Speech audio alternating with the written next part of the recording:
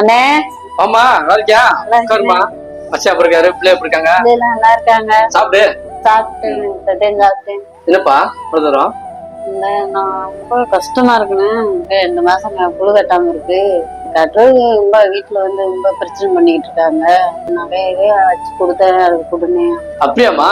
கொஞ்சம் ஏற்பாடு பண்றீமா? ஏங்க கொஞ்சம் உள்ள வாங்க. என்ன பிள்ளை?